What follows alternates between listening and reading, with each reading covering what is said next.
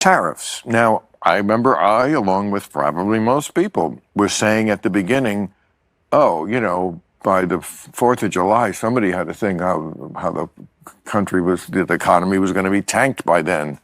And I was kind of like, well, that seems right to me, but that didn't happen.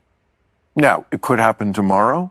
I'm just saying that's reality. So let's work first from the reality of that, not from I just hate Donald Trump. Because that's boring and doesn't get us anywhere and leads you to dishonesty. Because the truth is, I don't know what his strategy is.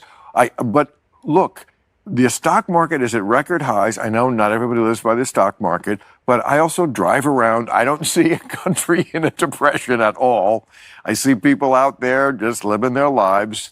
And I would have thought, and I got to own it, that these tariffs were going to fucking sink this economy by this time, and they didn't.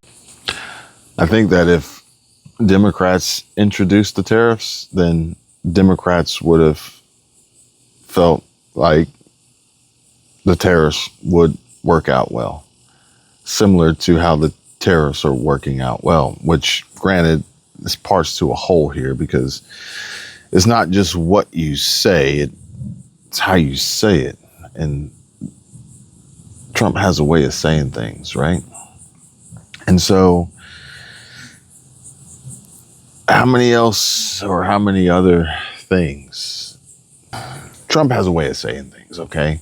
And so in this instance, basically what it is now hindsight is crystal clear, 2020, and things are looking good, right? Economy is looking good. The tariffs are working out well. The EU is agreeing to unbelievable trade deals. Other countries are investing heavily into the United States.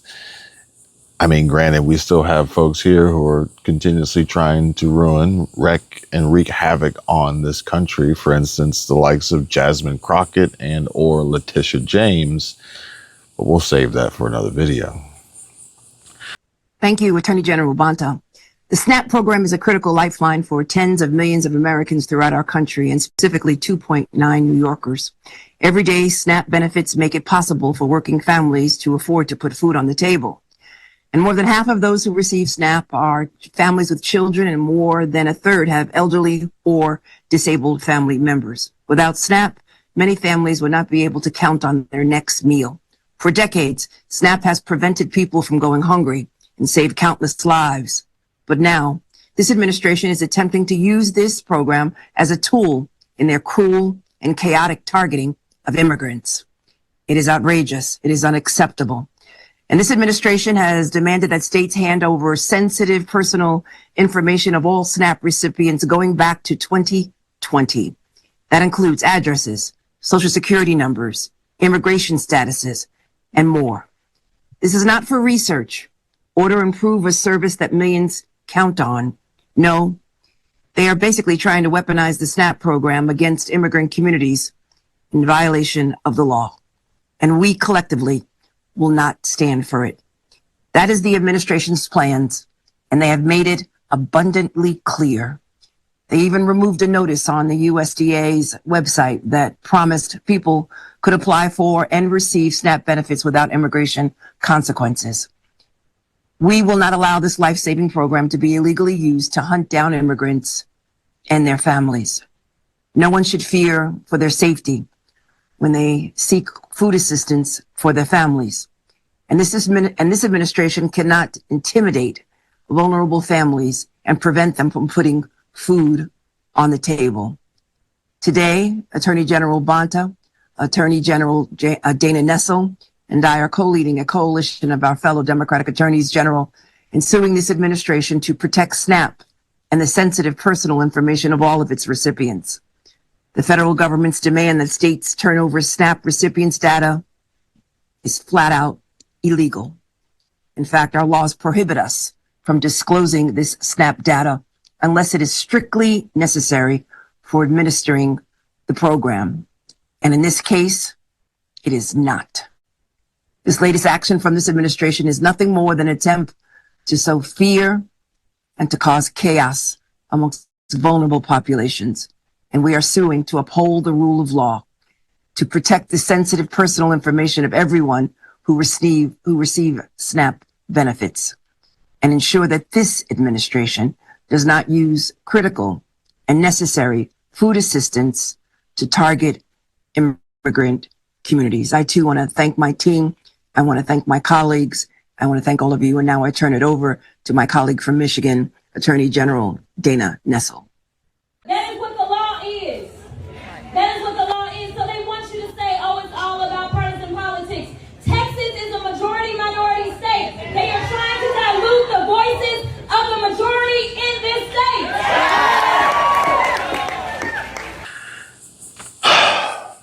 It's only because it's not from the Democrats. That's why we even had the debate. It's only because, really and truly, the Democrats aren't really trying to do anything good to help America. Okay, the Democrats are not trying to make America great again. It's definitely not a campaign slogan that they would ever attempt to use or live by. But think about it like this. What else have they been wrong about? Or what else have they tried to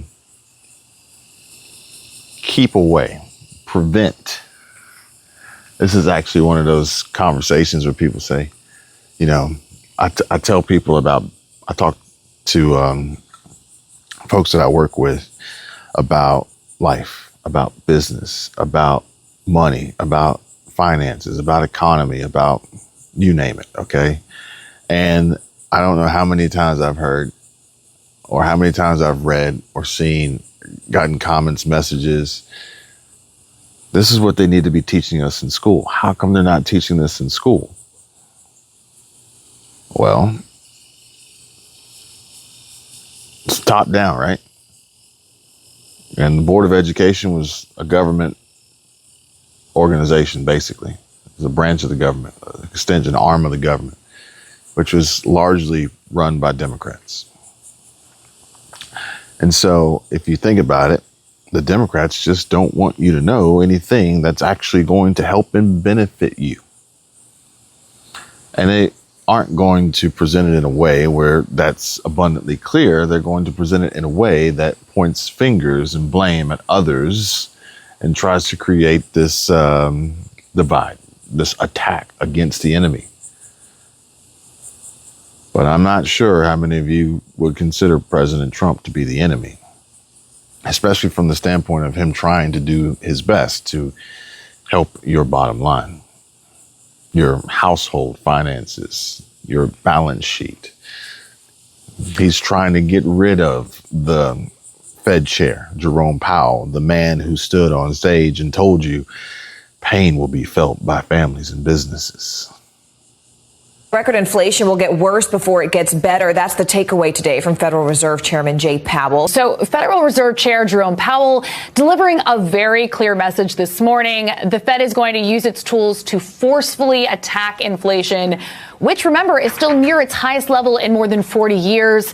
He warned that may cause some pain for households and businesses, as well as a softer job market. Take a listen. My colleagues and I remain squarely focused on our dual mandate to promote maximum employment and stable prices for the American people. We understand the hardship that high inflation is causing, and we remain strongly committed to bringing inflation back down to our 2% goal. Price stability is the responsibility of the Federal Reserve. Without price stability, the economy doesn't work for anyone. Turning now to the economy, and the market's taking a nosedive after a warning from the Fed chair about the tough road ahead and the efforts to combat inflation. Well, Federal Reserve Chair Jerome Powell didn't sugarcoat it, warning consumers that they should expect some pain and job losses. And softer labor market conditions will bring down inflation. They will also bring some pain to households and businesses. So when you think about it, what else has the mainstream media, has the left gotten Bill Maher so riled up about, to the point of which he's sitting here saying these are their problems? This is where they're fucking up. Here's why they are continuously losing losing, losing, losing. But let's be real, let's be honest. Some people believe it, some people fall for it. And so this puts people at a disadvantage because they'll say, oh, well, now I'm ready to agree. Now I'm ready to take action. Now I'm ready to join in on what a lot of other folks have already come to realize, only to then realize that now it's too late. You should have taken action sooner. And that's real. That happens. I want this to be about education. I want this to be about helpful, valuable resources that can actually have meaningful, positive change and impact in your life or lives in general. And so there's a trend going on TikTok right now about Jet2 holiday. And it's just a trendy little sound that everybody's using for certain videos, and it's fun. It's fun.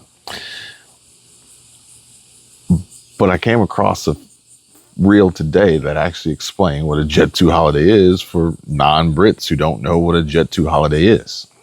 It has come to my attention that the non-Brits have no idea what a Jet2 holiday is. So fear not, I am here to explain as a Brit that's currently living in America what a Jet2 holiday is. Starting from the very beginning, in England, you go on holiday. You don't go on vacation. Like if you say to a Brit, I'm going on vacation, they're gonna know what you mean. But we don't say vacation, we say, I'm going on my holidays. Like I'm going on a holiday. So that's the first thing that you have to understand. Culturally, we don't say vacation, we say holiday. Secondly, a huge cultural difference that I realized when I moved to the US is that in the UK, like it's very much a thing to go on like a package holiday. So like growing up, my family, we would save up for our one time a year holiday. We'd go like, I don't know, somewhere in the world, all inclusive for like 1 or 2 weeks. And it would be like everything included, like all inclusive. But there's also like other boards, like you could do like full board where you get like